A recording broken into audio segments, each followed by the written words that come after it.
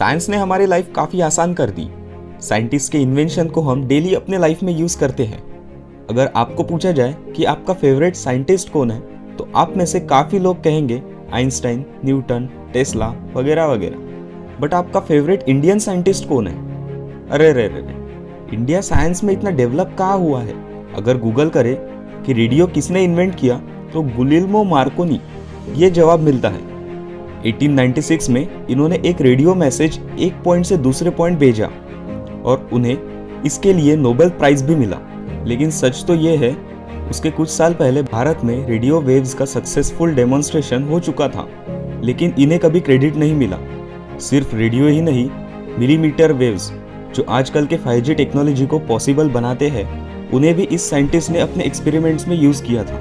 इस साइंटिस्ट का नाम आचार्य जगदीश चंद्र बोस है, who is the father of wireless communication. और आज नेशनल साइंस डे के दिन हम जगदीश चंद्र बोस की कहानी सुनेंगे कि क्यों इन्होंने अपने इन्वेंशंस को पेटेंट नहीं किया और इनके इन्वेंशंस हमारी लाइफ में कितनी वैल्यू ऐड कर रहे हैं।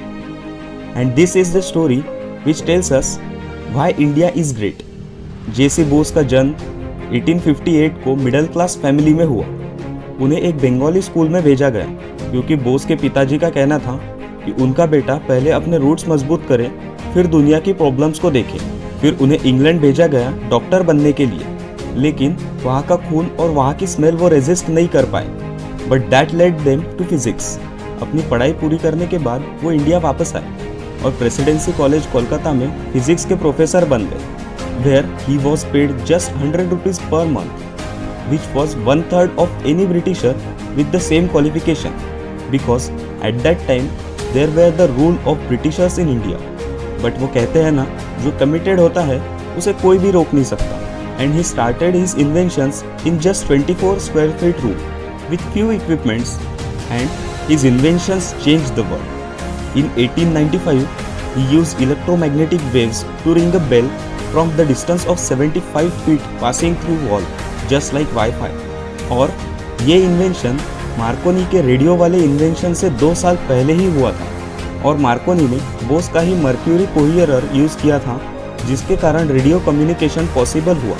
और पॉसिबल होते ही मार्कोनी उस रेडियो के यूज़ को कमर्शियलाइज करने गया, जबकि बोस ने उसे पेटेंट भी नहीं किया था। और मैं ये नहीं कह रहा कि मार्कोनी ने बोस का इन्वेंशन चुराया। मैं ये बताना चाह रहा हूँ कि इंडियन साइंटिस्ट का इस मॉडर्न वर्ल्ड में क्या कंट्रीब्यूशन है। और सिर्फ रेडियो ही नहीं, बोस ने 5 मिलीमीटर 60 गीगाहर्ट्ज इलेक्ट्रोमैग्नेटिक वेव्स भी जनरेट किए, जिन वेव्स की फ्रीक्वेंसी को उस समय के इंस्ट्रूमेंट मेजर भी नहीं कर सकते थे। और यही मिलीमीटर वेव्स आज की 5G टेक्नोलॉजी के बैकबोन है। और 10 मई 1901 को जेसी बोस ने ये डेमोन्स्ट्रेट किया कि प्लांट्स भी एनिमल की तरह बहुत सी चीज़ें फील कर सकते हैं। उन्होंने ये प्रूव करने के लिए अपनी रूम को 2 हिस्सों में डिवाइड किया।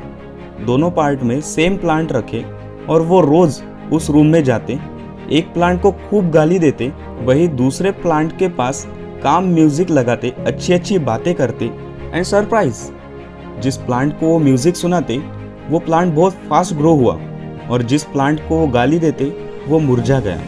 और इसके कुछ सालों बाद जर्मन साइंटिस्ट ने कहा कि पेड़ एक दूसरे से बातें करते हैं, जो कि बोस ने पहले ही प्रूव कर दिया था।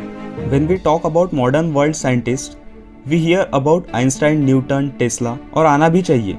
But I feel proud to say India में आचार्य जगदीश चंद्र बोस भी थे, जो पेटेंट्स में नहीं, इन्वेंशंस में विश्वास रखते थे।